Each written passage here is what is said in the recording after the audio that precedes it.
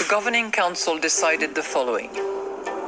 First, we will continue to conduct net asset purchases under the Pandemic Emergency Purchase Program with a total envelope of 1,800 billion euros until at least the end of March 22, and in any case, until the Governing Council judges that the coronavirus crisis phase is over.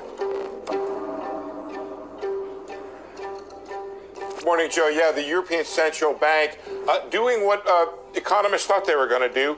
They added to their pandemic emergency purchase program by 500 billion euros. By my count, that takes it up to 1.85 trillion total. It is an absolutely historic week, both in terms of the speed of Fed purchases and, of course, the magnitude. Here's a chart that shows what's happened since the March. The last 3 weeks have seen this huge ramp up in ways that you've never seen before. Let's look at what's changed here since the Fed last met. We got the $1.9 trillion in relief enacted by Congress, signed by the president. Senate Democrats have just released the text of their $3.5 trillion budget resolution. Can you characterize everything that the Fed has done this past week as essentially flooding the system with money? Yes, exactly. And there's no end to your ability to do that? There is no end to our ability to do that. Simply flooded the system with money?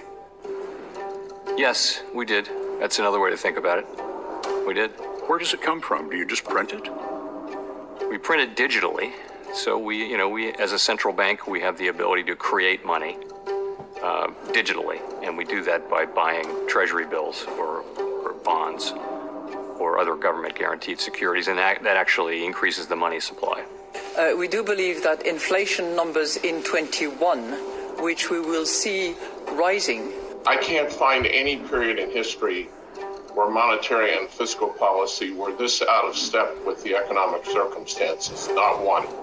In 6 weeks, last spring, we did more QE, more purchase of treasuries than we did the entire time, the 9-year period from 2009 to 2018. And if we ever get an inflationary psychology, like for instance, we did when I was in my 20s, back in the 70s, if we ever get that again, and if you ever got retail actually nervous about inflation, then the one thing that leads inflation, which is commodity prices, it's the easiest tautology there is.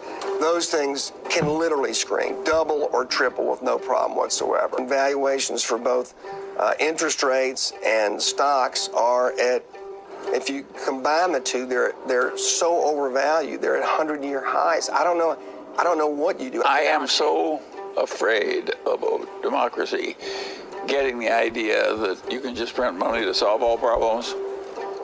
And eventually I know that will fail.